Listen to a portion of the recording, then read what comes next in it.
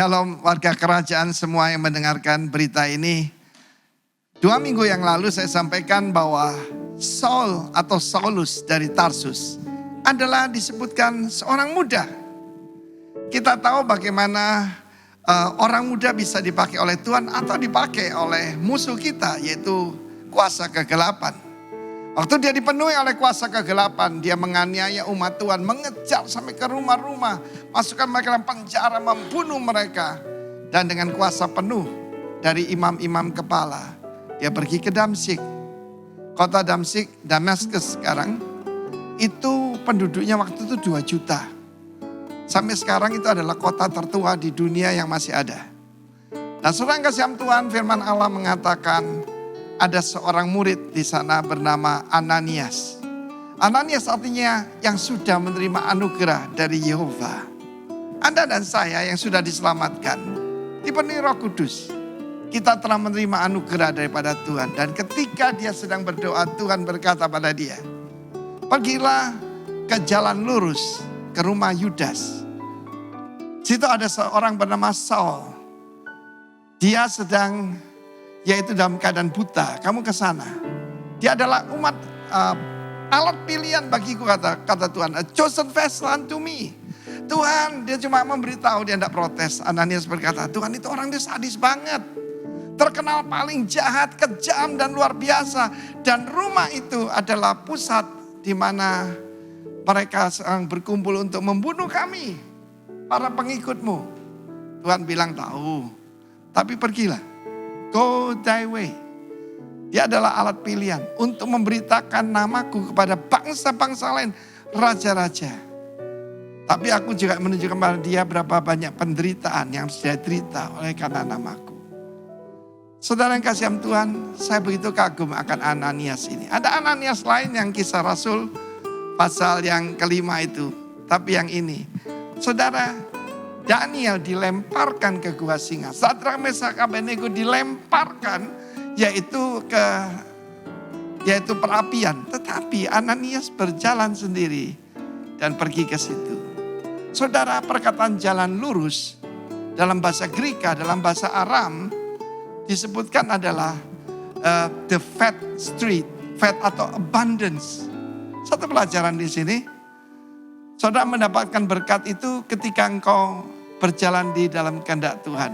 Itu pusat daripada pembantaian pengikut Kristus. Dan Ananias pergi ke sana. Apa yang memberikan kekuatan pada dia? Perintah Tuhan itu memberikan anugerah.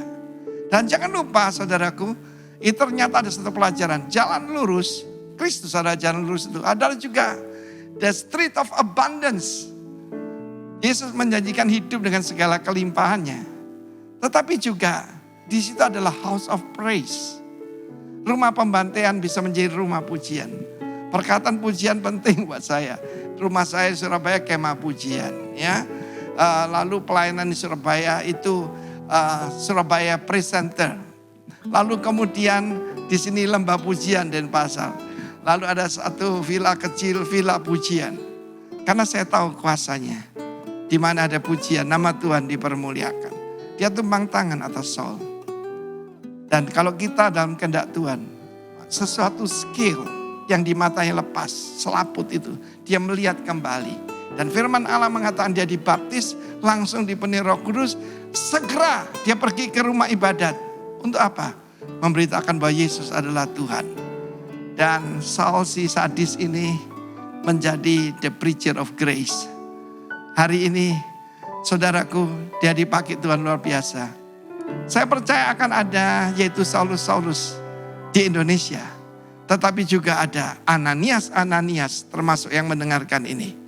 Tuhan memberkati kita semua. Young men, bangkit. Seperti Saul dari Tarsus dan Ananias dari Damaskus. God bless you. Amin.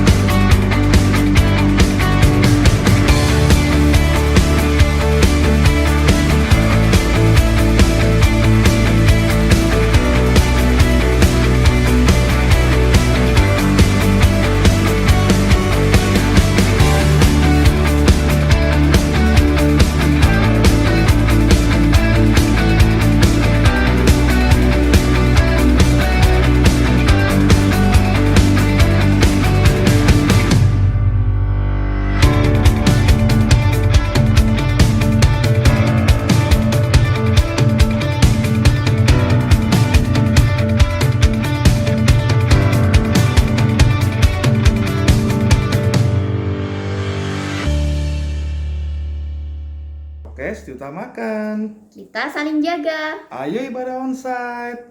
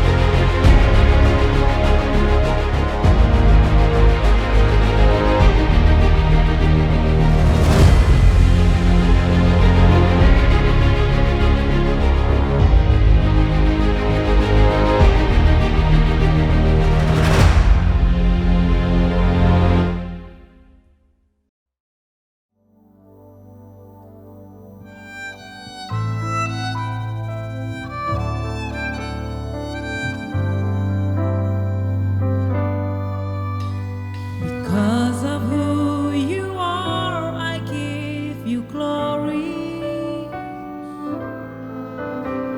Because of who you are, I give you praise. Because of who you are, I will lift my voice and say, Lord, I worship you. Because of who you are, Lord, I worship you. Because of who you are, because of who you are, I give you glory. Because of who you are, I give you praise. Because of who you are, I will lift my voice and say, Lord, I worship you. Because of who you are, Lord, I worship you. Because of who you are, Jehovah Jireh, my provider, Jehovah Nissi, Lord, you reign in victory, Jehovah Shalom, my Prince of Peace, Lord, I worship you. Because of who you are, Lord, I worship you. Because of who you are, because of who you are, I give you glory. Because of who you are, I give you praise. Because of who you are, I will lift my voice and say, Lord, I worship you. Because of who you are, Lord, I worship you. Because of who you are, you are Jehovah, Jehovah Jireh, my provider, Jehovah Nissi, Lord, you reign in victory, Jehovah Shalom, my Prince of Peace, Lord, I worship you. Because of who you are, Lord, I worship you. Because of who you are, Jehovah Jireh, my provider, Jehovah Nissi, Lord, you reign in victory, Jehovah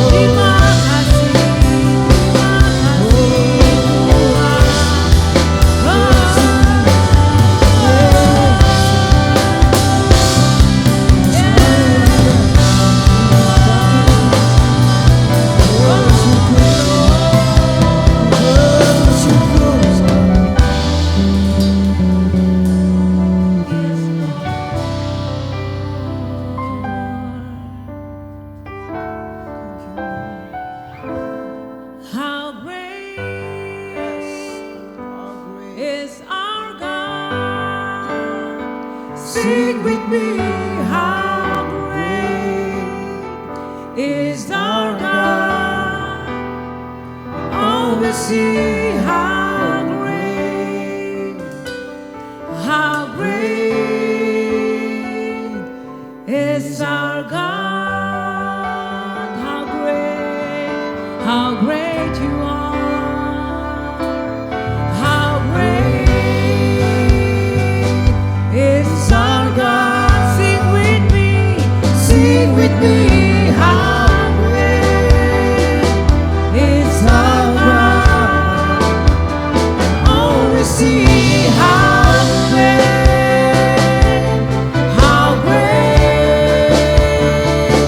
is our God. Name above all names. Name above all names. You are worthy. You are worthy of our praise. And my heart will sing how great is our God. You name above all names. You are worthy. You are worthy of our praise. And my heart will sing how great is our God.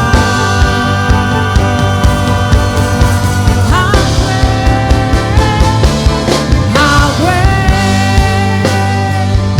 is our God.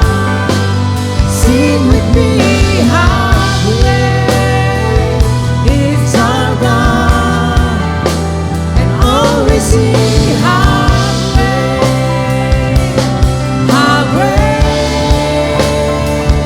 is our God. How great is our God. How great is our God. Sing with me, how great is our God. And always see how great, always see how great, always see how great is our God.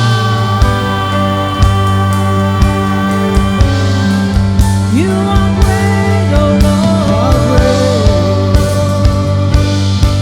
How great is our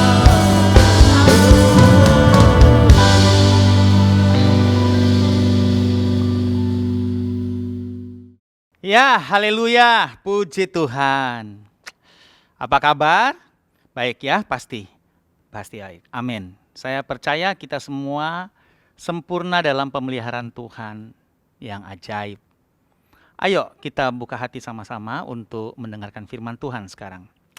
Mari kita berdoa. Tuhan Yesus, sekarang bicara lewat hamba-Mu.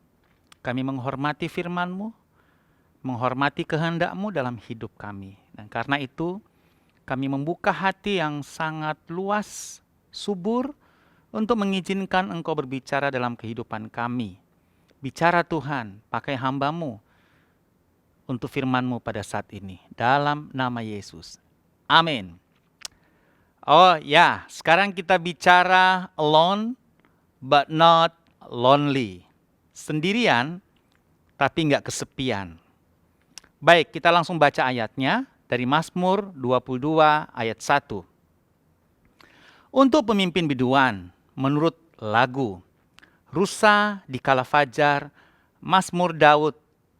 Allahku, Allahku, mengapa engkau meninggalkan aku? Aku berseru tetapi engkau tetap jauh dan tidak menolong aku. Allahku, aku berseru-seru pada waktu siang, tetapi engkau tidak menjawab. dan pada waktu malam, tetapi tidak juga aku tenang. Padahal engkaulah yang kudus, yang bersemayam di atas puji-pujian orang Israel. Kepadamu nenek moyang kami percaya. Mereka percaya dan engkau meluputkan mereka. Kepadamu mereka berseru-seru dan mereka luput. Kepadamu mereka percaya dan mereka tidak mendapat malu. Tetapi aku ini ulat dan bukan orang. Cela bagi manusia, dihina oleh banyak orang. Oke, beberapa penafsir mengatakan bahwa Mazmur ini keluar dari Daud ketika dia mengalami pengalaman di Siklag. Sudah tahu kisahnya? Di situ salah satu ujian kesendirian Daud. Kenapa? Karena di Siklag ketika rumahnya dibakar, kampungnya dibakar, anak istri diculik, sehingga orang-orang yang bersama Daud begitu pedih hati mereka. Yang semula bersama Daud, bisa dikatakan sebagai orang-orangnya Daud, yang setia mau mati bagi Daud, tapi dalam peristiwa di Siklag, kita baru baca dalam pembacaan kita harian kan, minggu-minggu kemarin peristiwa ini. Orang-orang Daud berbalik menyerang Daud. Karena mereka juga mengalami pengalaman yang sama dialami Daud. Istri mereka diculik, demikian juga anak-anak dan keluarga mereka. Bahkan rumah mereka, kampung mereka dibakar. Alkitab catat hati mereka pedih. Dan mereka berbalik menyerang Daud. Jadi kali ini, Daud benar-benar sendirian. Biasanya, Daud menghadapi banyak pergumulan hidupnya, tapi ada orang-orang yang bersama dia. Nah sekarang ini, Daud sendirian. Gitu ya. Kita bahkan mencatat, saya suka bagian itu, dikatakan, maka Daud menguatkan kepercayaannya kepada Tuhan. Ya, dalam situasi dia sendirian, dia menguatkan kepercayaannya kepada Tuhan.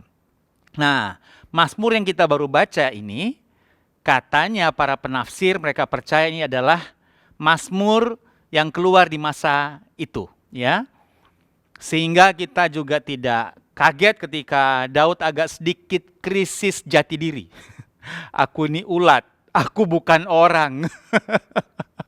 Maksud saya, situasi pergumulan yang berat dan ditambah kita merasa lonely, sendiri, sepi, nggak ada orang yang bersama dengan kita, memang cenderung kita kemudian melakukan hal-hal bodoh gitu ya. Karena memang nggak ada orang-orang di sekitar kita yang ingatin kita. Sehingga Daud bahkan dia tahu dia orang, tapi sebegitu dia menarik hati Tuhan. Nah kita tahu dia sangat dekat dengan Tuhan. Sampai dia menarik hati Tuhan, ngomong sama Tuhan, Tuhan gua ini ulat. Gua bukan orang. Saya bisa ketawa karena emang geli ya. Tapi pasti Daud enggak. Itu pasti berat buat dia. Dia bilang dia cela bagi manusia, dia dihina oleh banyak orang. Dan memang orang-orang enggak hanya hina dia. Dia benar-benar mau diserang oleh orang-orang yang dekat dengan dia. So dikasih Tuhan, dalam kehidupan kita ada yang disebut dengan the test of loneliness. Sama yang dialami Daud.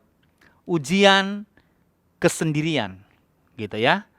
Ujian di mana suatu masa kita merasa suami kita ndak ngerti kita, istri kita ndak ngerti kita, apalagi pendeta kita terlalu jauh, rumahnya jauh gitu ya.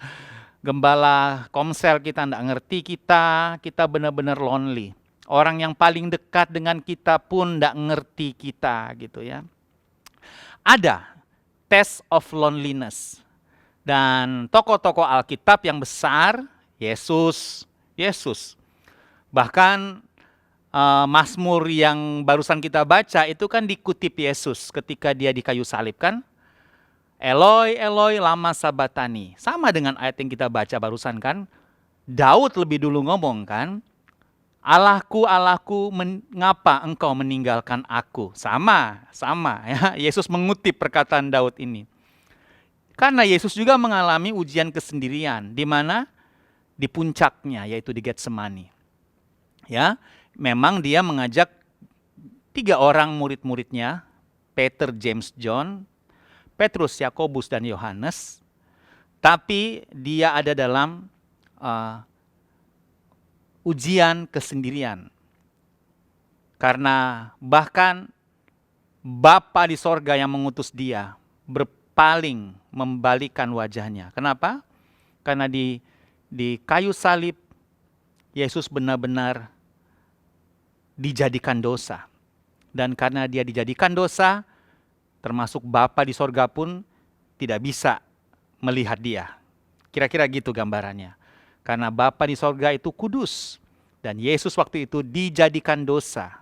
Dia berdosa karena menanggung dosa kita. Dan karena dosa yang ditanggung Yesus itulah, dia kehilangan Bapanya. Bapanya memalingkan wajahnya. Dan Yesus berteriak, Eloi, Eloi, lama sabatani. Allahku, Allahku, mengapa engkau meninggalkan aku? Jadi saudara dikasih Tuhan, ada pengalaman ditinggalkan. Yesus iya, Daud iya, Elia. Epik juga kisahnya. Ketika dia baru saja secara luar biasa mengalahkan nabi-nabi Baal, saudara dikasih Tuhan, itu kan luar biasa, mendatangkan api dari langit di peristiwa Gunung Karmel. Itu luar biasa, itu epic itu ya.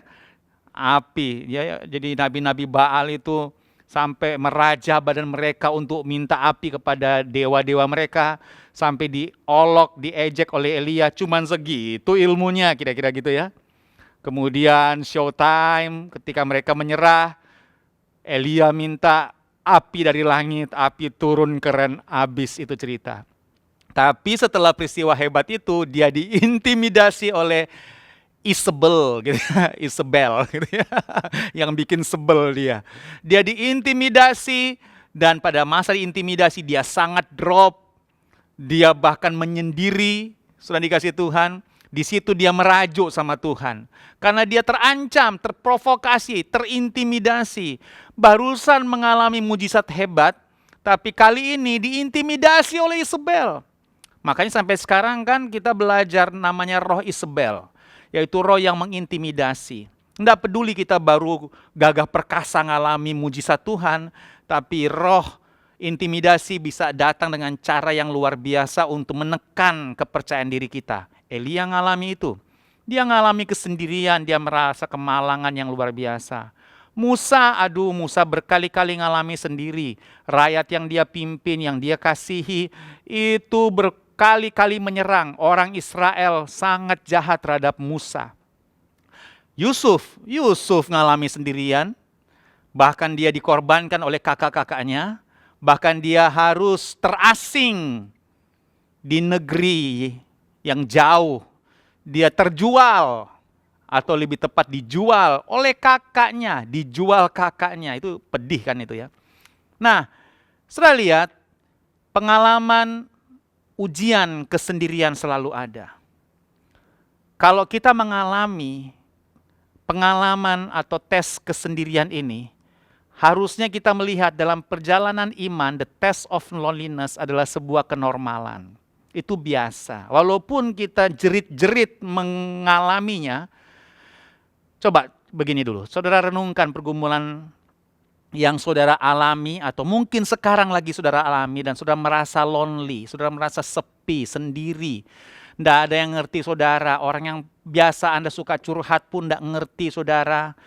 Saudara hubungi tidak bisa, atau tidak menghubungi saudara.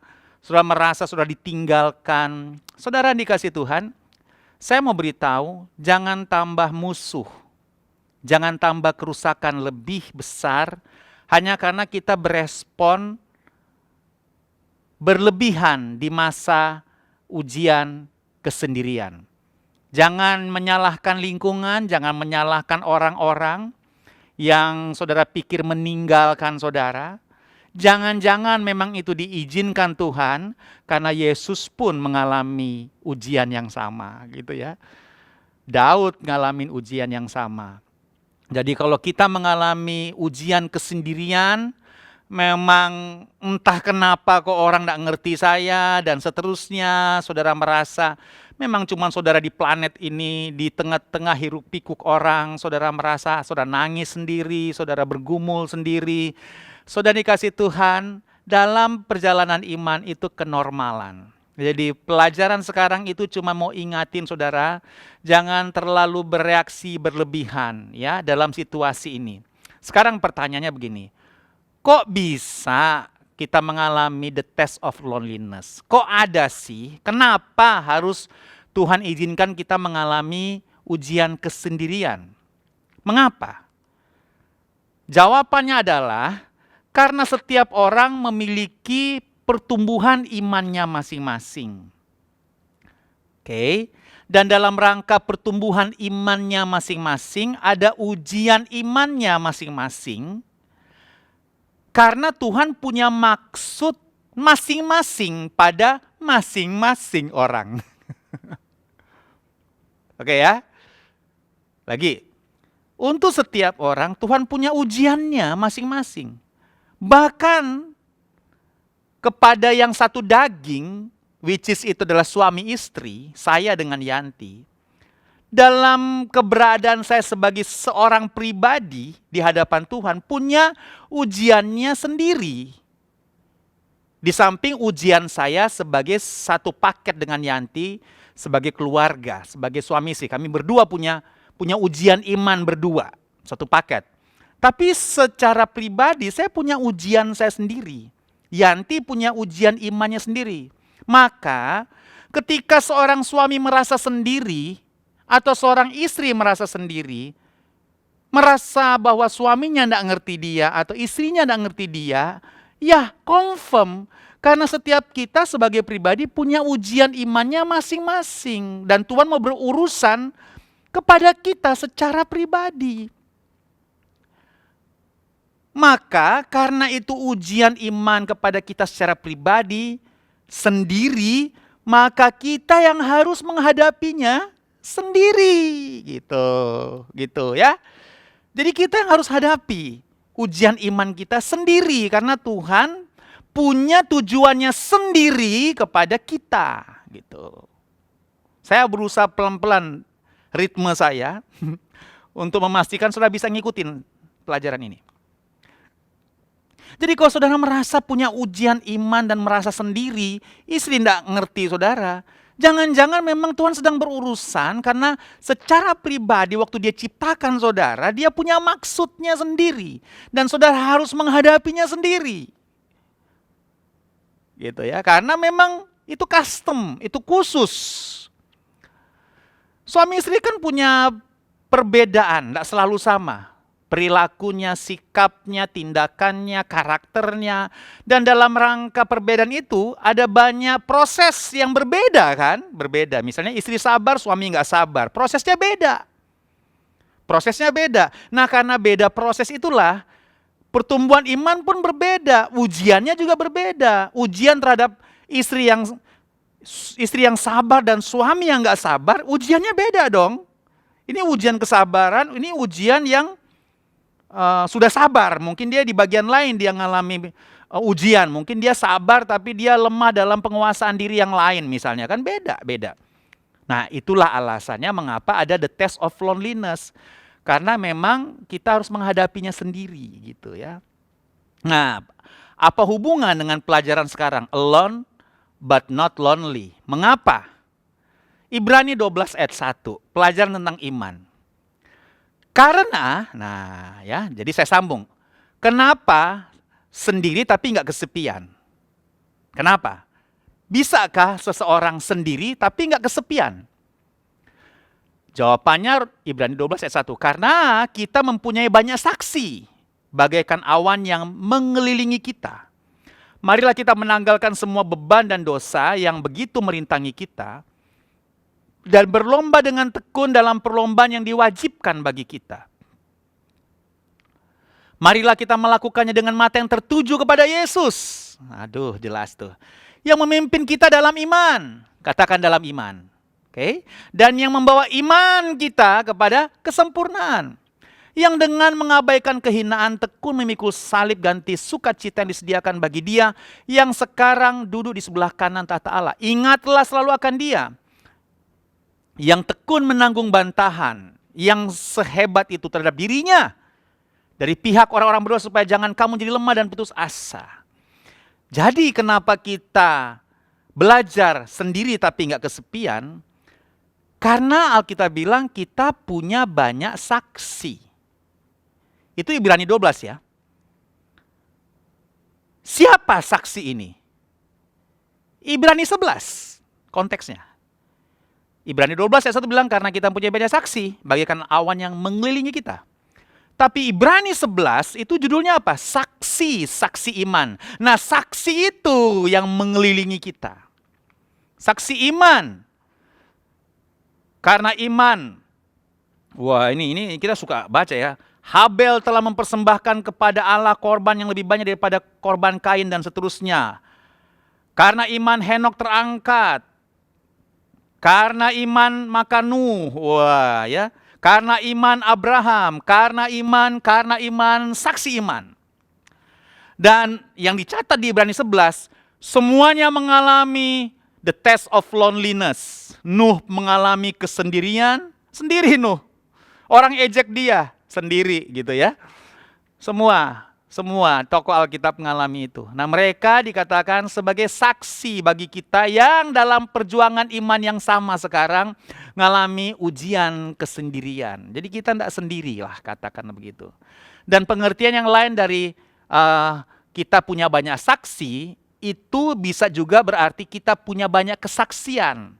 Di mana di tokoh-tokoh iman itu, Ibrani 11, mereka punya kesaksian tentang kesendirian dan mereka menang bersama dengan Tuhan. Jadi ada banyak kesaksian yang harusnya meneguhkan kita bahwa kalau mereka juga bisa menang melewati semua itu, kita juga akan menang melewati ujian kesendirian kita.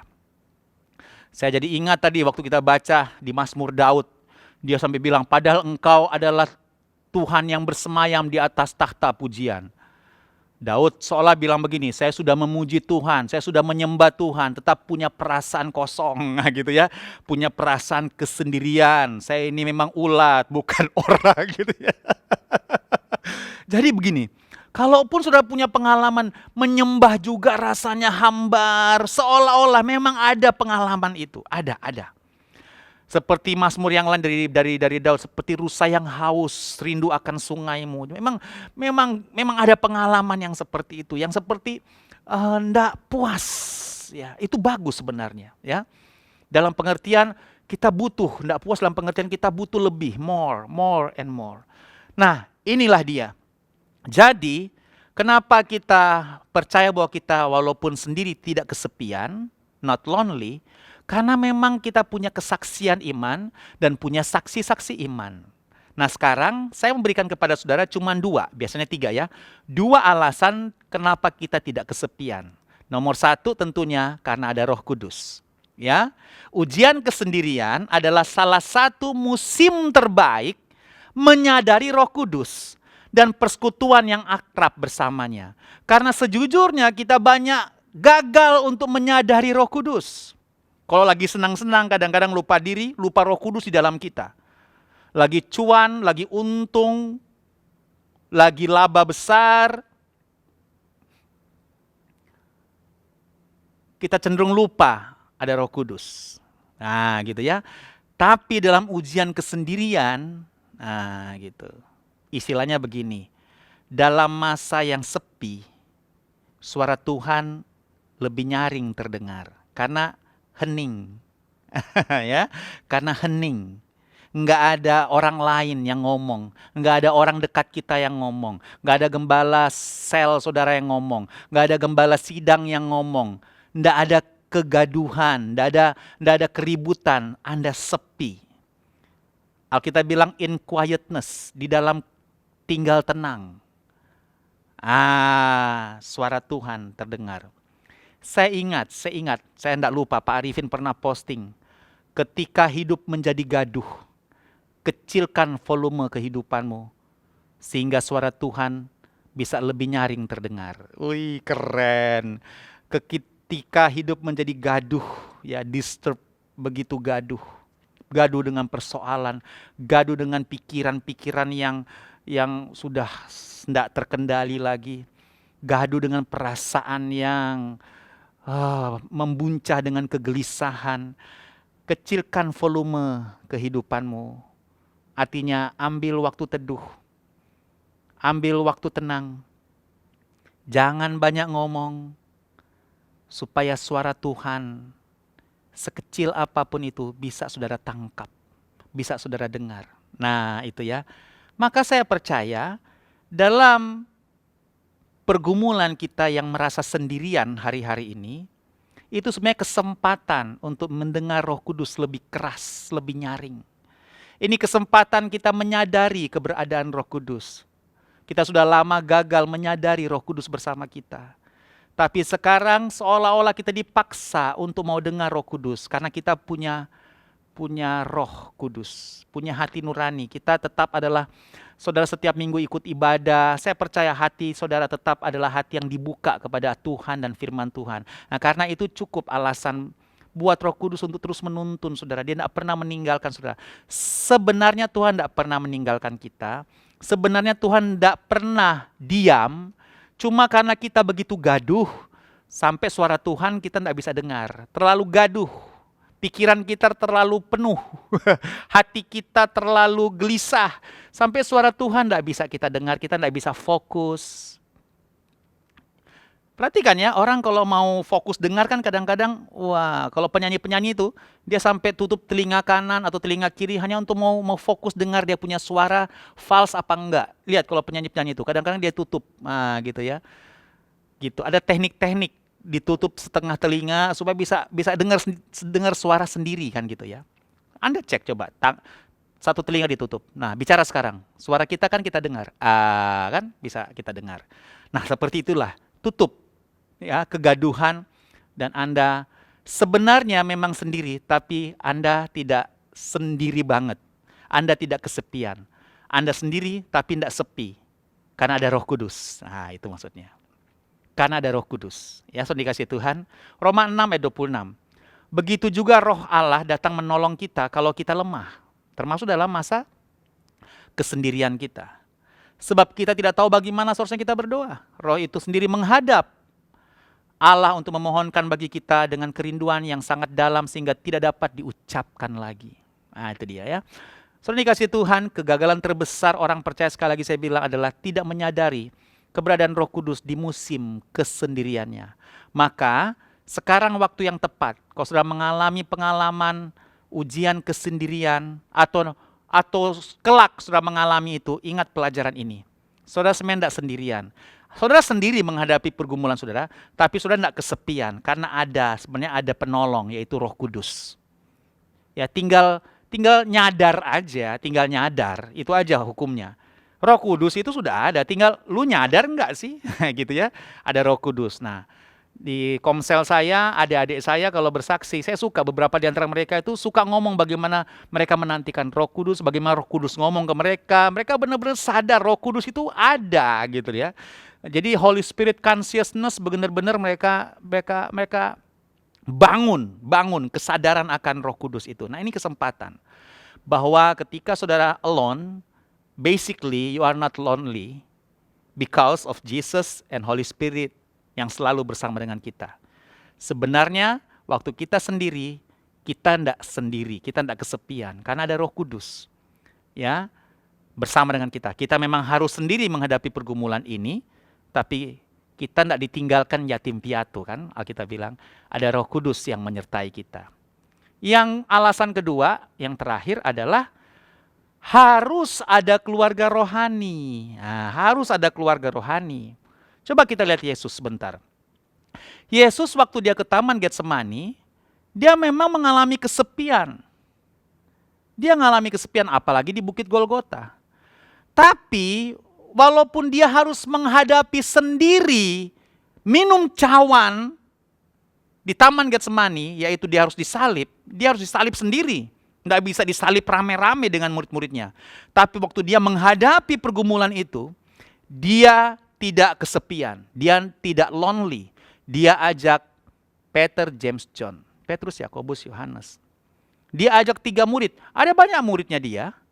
Tapi cuma 3 yang dia pilih menyertai dia dalam kesendiriannya dia. Kadang-kadang kan kita gitu ya. Kita sedang bergumul sendiri, kita hanya butuh orang di sekitar kita. Mungkin dia enggak usah ngomong, enggak usah bicara. Dia hanya bersama kita. Enggak usah kasih advice kadang-kadang, enggak apa-apa. Yang penting saya enggak mau sendiri. Ya gitu. Saudara dikasih Tuhan, itu sebabnya penting bagi kita punya 2-3 orang. Yang kita belajar selama ini adalah komsal, komunitas saling. Orang-orang yang kita pilih dalam komsel mungkin banyak ya, tapi kita pilih 2 orang, 3 orang untuk ada dengan kita, untuk tahu keadaan kita. Mungkin mereka tidak bisa tolong kita, tidak bisa kasih uang sama kita ketika kita butuh. Mungkin mereka bahkan tidak bisa kasih nasihat sama kita mungkin, tapi setidaknya mereka bisa mendoakan kita, bisa menguatkan kita, bisa bilang kita sabar. Kita tahu ya, ngomong sabar aja sebenarnya, tapi entah kenapa kata-kata sabar ya itu menjadi penting dalam masa alone. Ada orang yang sabar ya gitu. Ada orang yang bilang aku doakan kamu ya, tetap kuat ya. Kadang-kadang itu dibutuhkan ya. Padahal kita tahu itu cuma motivasi sebenarnya. Semua orang bisa ngomong kayak gitu, tapi ada saja kita butuh kata-kata yang menguatkan seperti itu kan. Nah, sementara banyak orang dalam pertumbuhan imannya enggak punya orang-orang yang begitu, enggak ada. Nggak ada gitu. Kenapa? Ada 2 hal. Satu, karena dia nggak mau ditanam dalam komunitas. Dia Kristennya itu Kristen Tarsan gitu ya, sendirian. Hadapi sendiri, maka cenderung untuk lemah dan jatuh karena sendiri. Satu ayat Bapak Ibu yang ingin saya tunjukkan buat saudara. Pengkhotbah 4 ayat 9-10. 2 lebih baik daripada 1. Karena mereka memiliki upah yang baik dari kerja keras mereka. Sebab apabila ada yang jatuh, yang satu dapat mengangkat temannya. Namun kasihan seseorang yang jatuh, tetapi tidak ada, lihat ya, orang kedua yang mengangkatnya. Makanya 2 lebih baik daripada sendiri. Karena ada orang kedua yang bisa angkat kita waktu kita jatuh. Nah, Alkitab udah bilang begitu. Alasan paling banyak kejatuhan orang percaya adalah karena mereka sendirian dalam imannya, perjalanan imannya. Makanya cenderung lemah dan jatuh. Ada analisa. Kenapa ya banyak tokoh-tokoh Kristen karismatik, orang-orang besar, orang-orang hebat pada suatu masa berjatuhan. Mereka orang yang ada di pucuk, pinnacle, orang-orang di puncak-puncak, orang-orang yang dikenal seluruh orang Kristen, mereka berkarisma, tapi ada yang jatuh gitu. Kemudian salah satu teman bilang begini, ya karena mereka sepi di puncak. Kalau bayangin pohon ya, kira-kira segitiga gini. Pinnacle-nya yang paling atas ini kan tidak ada siapa-siapa. Dia sendiri di atas. Padahal badai paling besar itu kan terasa di mana? Di tempat paling tinggi kan badai itu. Dia sendirian. Nah gitu. Semakin ke bawah semakin rimbun, semakin kuat, kokoh karena rimbun. Gitu ya. Dan semakin dekat pada tanah kan begitu. Tapi semakin tinggi, semakin riskan. Nah demikian juga orang, sudah dikasih Tuhan. Kalau semakin kita sendiri, maka cenderung kita bisa lemah dan jatuh. Oleh sebab itu kita harus percaya, kita harus punya 2-3 orang bersama-sama dengan kita. Saya mau bilang buat saudara, milikilah orang kedua atau orang ketiga dalam menghadapi ujian iman terbesarmu. Maka walaupun harus sendirian, alone but not lonely. Kita harus sendiri menghadapi ujian iman kita, tapi kita tidak sendirian menjalaninya. Kita yang harus sendiri menghadapinya, tapi ada 2-3 orang yang mengangkat kita, menguatkan kita, mengingatkan kita. Tadi saya bilang ada 2 alasan kenapa orang sendiri, karena tidak masuk dalam komunitas. Tapi yang kedua mungkin sudah merasa, Pak saya sudah masuk dalam komunitas, tapi komunitas saya nggak peduli saya. Nggak apa-apa. Anggap itu ujian kesendirian, tetap ada Roh Kudus bersama kita. Tetap kita ndak lonely karena ada Roh Kudus. Jangan-jangan emang diizinkan Tuhan, orang-orang yang kita bergantung pada mereka, kali ini ndak bisa bergantung lagi. Mereka seperti tutup mulut, mereka ndak kunjungi kita. Ndak apa-apa semuanya itu. Tapi saya mau ingatkan kepada komsel-komsel, ndak boleh gitu ya. Kalau Anda berkomsel, apalagi berkomsal, coba say hi. Saya sampai sekarang masih berkomsal. Setiap hari saya komunikasi, setidaknya saya kirim pewahyuan saya akan firman yang saya baca. Dan adik-adik yang komsal saya 2-3 orang, 2 orang, itu kasih feedback kepada saya. Cuma walaupun mereka nyaris nggak pernah atau jarang untuk memberikan cerita pewahyuan mereka gitu ya. Mungkin karena saya gembala di situ ya. Nah saudara, tapi mereka juga beberapa kali menyampaikan apa yang mereka dapat dari pembacaan firman mereka. Nah, saudara dikasih Tuhan, jadi kalau Anda komsel, coba lihat ya, coba lihat orang-orang di sekitar kita, di komsel kita untuk dikuatkan. Tapi memang kita terbatas. Kadang-kadang kita juga nggak tahu mereka sedang bergumul karena mereka nggak terbuka. Nah, bisa begitu ya. Bukan kita nggak cari, tapi memang nggak terbuka. Maka kita nggak tahu mereka sedang bergumul sejauh mana. Nah, kalau itu yang terjadi, Anda mengalami alone, sendirian, ya sudah. Harus menyadari benar Roh Kudus bersama kita. Kita harus percaya kita alone. I am alone, but not lonely. Aku tidak kesepian. Sebab ada Roh Kudus, ada keluarga rohani bersama dengan saya. Mereka tidak bisa kasih kontribusi banyak, tapi mereka ada. Mereka ada, dan itu cukup buat saya. Keberadaan mereka itu cukup buat saya.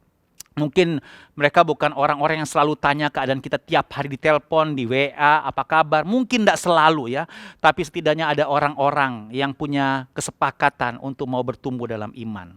Baiklah Bapak Ibu dikasih Tuhan, selamat menjalani the test of loneliness kalau Anda sedang menjalaninya. Kalau Anda tidak atau belum mengalaminya, coba pelajaran ini bisa tolong kita untuk memastikan walaupun kita menghadapi ujian iman sendirian, pastikan Anda tidak kesepian. Pastikan Anda sadar Roh Kudus bersama kita, dan pastikan Anda punya keluarga rohani, punya 2-3 orang, karena berdua lebih baik daripada sendirian, Alkitab bilang. Amin. Mari kita berdoa.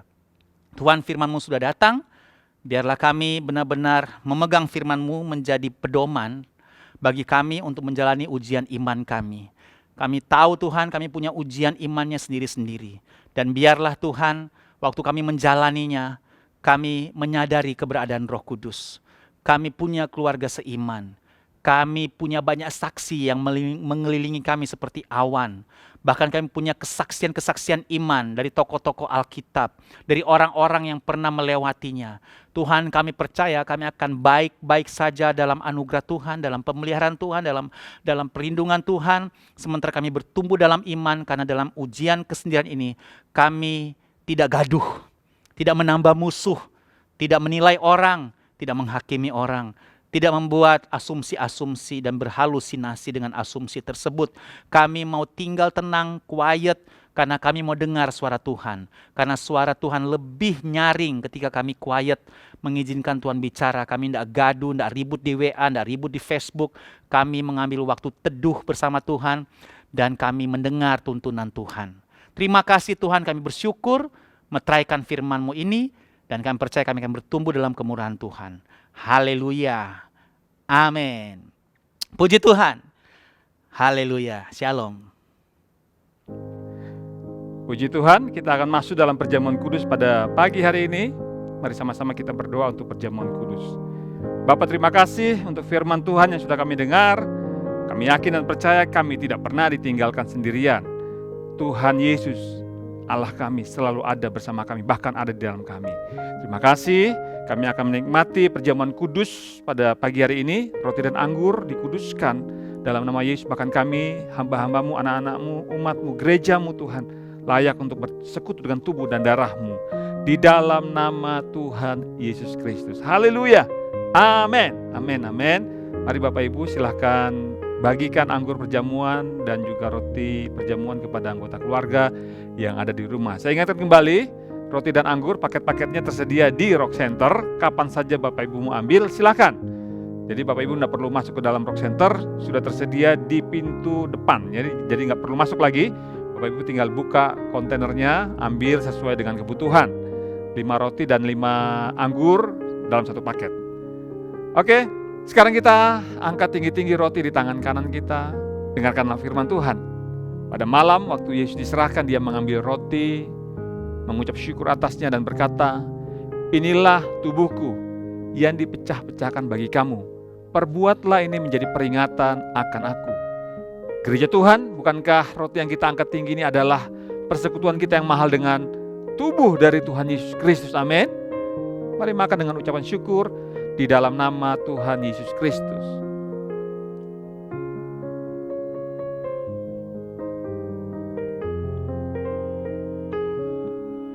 Haleluya. Terima kasih Tuhan. Thank you Jesus. Setiap kali kita melakukan perjamuan kudus ini mengingatkan kita akan 3 hal. Yang pertama, egoku sudah disalibkan bersama dengan Yesus. Yang kedua, tubuh dan darahnya adalah makanan untuk roh manusia kita. Dan yang ketiga, supaya kita tidak menjadi lemah dan putus asa. Sekarang kita angkat tinggi-tinggi cawan di tangan kanan kita. Tangan kiri taruh di dada sebagai tanda penyerahan kita kepada Tuhan.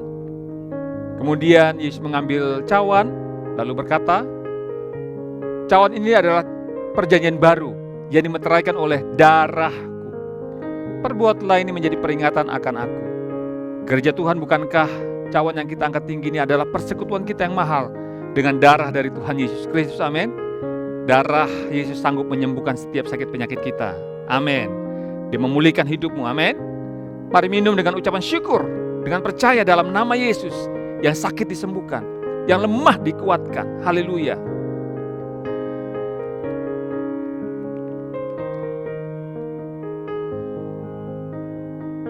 Haleluya, haleluya. Terima kasih Tuhan Yesus untuk karya salib-Mu. Terima kasih untuk pengorbananmu. Terima kasih untuk kesempatan hari ini kami bisa lagi menikmati ibadah, menikmati perjamuan kudus bersama dengan Yesus. Menikmati tubuh dan darah-Mu. Kami menyatu dengan tubuh dan darah-Mu. Dan sekarang kami angkat tangan untuk Indonesia. Kami speak blessing. Shalom Indonesia. Indonesia dipulihkan Tuhan. Bahkan perekonomiannya semakin bergairah, semakin dipulihkan. Dan kondisi COVID-19 di Indonesia segera pulih dalam nama Yesus. Kami berdoa untuk Presiden kami Pak Jokowi, Pak Ma'ruf Amin sebagai Wakil Presiden juga diberikan kesehatan, kekuatan. Mereka saling bersinergi untuk bekerja sama dengan para menteri untuk menuntaskan semua masalah-masalah yang sedang terjadi di Indonesia. Dan segera Indonesia akan pulih dari COVID-19. Perekonomian juga bergairah, semakin bangkit. Dan tidak ada lagi krisis ekonomi di Indonesia dalam nama Tuhan Yesus Kristus. Terima kasih. Indonesia menjadi bangsa yang diberkati. Indonesia menjadi bangsa yang damai dan sejahtera. Semua warganya dari Sabang sampai Merauke menikmati kesejahteraan dari Tuhan dalam nama Tuhan Yesus Kristus. Kami berdoa untuk para pemimpin di daerah-daerah, para gubernur, wali kota, bupati, camat-camat. Tuhan, Engkau mereka memberikan kepada mereka hikmat-Mu sehingga mereka bekerja dengan hikmat dari Tuhan, bekerja dengan antusias, bekerja dengan gairah dari Tuhan, sehingga mereka sama-sama bekerja untuk memulihkan daerah mereka masing-masing Tuhan. Khususnya kota kami Balikpapan. Kami berdoa untuk Pak Wali Kota, Pak Rahmat Tuhan. Tuhan urapi dia, Tuhan berikan hikmat, sehingga apa yang dikerjakannya mendatangkan kebaikan bagi kota Balikpapan. Dalam nama Tuhan Yesus Kristus, Balikpapan pulih dari perekonomian, Balikpapan pulih dari kondisi COVID-19 di dalam nama Tuhan Yesus Kristus. Semua para medis, dari para dokter maupun para perawat dilindungi Tuhan, diberikan kekuatan kesehatan sehingga mereka senantiasa dalam perlindungan Tuhan yang sempurna, tidak tertular COVID-19 dalam nama Tuhan Yesus Kristus. Terima kasih. Sekarang kami berdoa mengangkat tangan untuk gereja kami, Rock Balikpapan. Kami percaya lewat gereja kami banyak jiwa diselamatkan. Oleh sebab itu kami berdoa supaya para pemimpin di gereja ini, mulai dari Pak Heros sebagai gembala bersama keluarga, para pemimpin yang lain, para diaken, para pastor Tuhan, para gembala-gembala kakak, kami semua diurapi Tuhan untuk membawa jemaat ini semakin cinta Tuhan, semakin dekat dengan Tuhan, semakin mengenal Tuhan lebih dalam lagi. Dan seluruh jemaatmu dari paling muda sampai yang paling senior dalam perlindungan Tuhan yang sempurna, sehat dan diberkati Tuhan di dalam nama Tuhan Yesus Kristus. Terima kasih Bapak, terima kasih Tuhan Yesus. Kami sekarang memberikan persembahan. Kami memberikan persembahan secara virtual, secara online. Kami akan memberikan persembahan melalui QR Code yang akan tampil di layar TV kami. Kami percaya, kami memberi dengan sukacita karena kami sudah diberkati Tuhan. Dan persembahan kami adalah benih yang subur. Kami tabur di tempat yang subur, kerajaan-Mu diperluas. Di dalam nama Tuhan Yesus Kristus, kami memberi dengan cinta kepadamu. Haleluya, haleluya, amin, amin, amin. Sekarang mari Bapak Ibu Saudara sekalian, arahkan hatimu kepada Tuhan, angkat tanganmu dan terimalah berkat dari sorga. Aminkan dengan antusias. Kalau saudara percaya berkat ini datang untuk saudara. Sebab kehendak Tuhan, engkau semakin naik dan tidak pernah turun. Menjadi kepala dan bukan ekor. Keluar masukmu pasti diberkati Tuhan. Amin, amin, amin. Sekarang kita kepalkan dua tangan kita. Sama-sama dengan saya 3 kali kita ucapkan dengan mulut kita yang sudah diurapi Tuhan. Apa saja yang saya buat dengan tangan saya ini pasti berhasil, sehat dan beruntung. Lagi, apa saja yang saya buat dengan tangan saya ini pasti berhasil, sehat dan beruntung. Lagi, sama-sama lagi katakan dengan iman, apa saja yang saya buat dengan tangan saya ini pasti berhasil, sehat dan beruntung. Sekarang para imam, para suami, ayo tumpang tangan untuk istri dan anak-anakmu di rumah. Terimalah berkat dari sorga. Tuhan memberkati dan melindungi engkau. Tuhan menyinari engkau dengan wajahnya, memberikan kasih karunia. Bahkan Ia menghadapkan wajahnya kepadamu, memberikan damai dan sejahtera. Berlimpah-limpah dalam pengharapan dari sekarang sampai selama-lamanya. Dalam nama Tuhan Yesus Kristus. Haleluya. Sama-sama yang diberkati Tuhan kita katakan amin, amin, amin, amin, amin. Selamat hari Minggu. Tuhan Yesus memberkati kita semua. Jangan lupa protokol kesehatan ya. Pakai masker, jaga jarak, cuci tangan.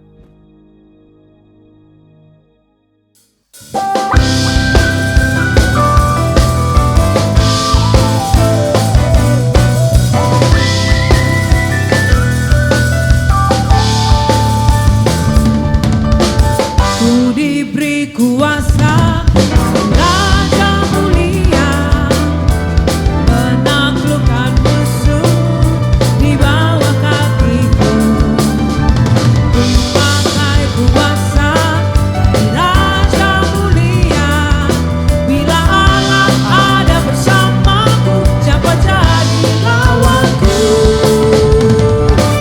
Sungguh besar Kau Tuhanku, Engkau perisai hidupku.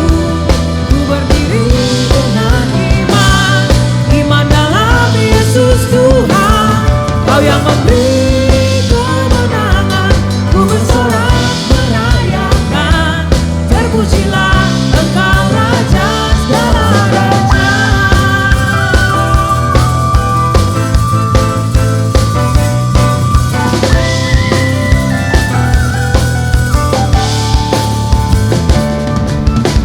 Ku diberi kuasa dari Raja mulia, menaklukkan musuh di bawah kakiku. Ku pakai kuasa dari Raja mulia. Bila Allah ada bersamaku, siapa jadi lawanku? Sungguh besar Kau Tuhanku, Engkau perisai hidupku. Ku berdiri dengan iman, iman dalam Yesus Tuhan. Kau yang memberi kemenangan, ku bersorak merayakan. Terpujilah Engkau Raja segala raja. Amin.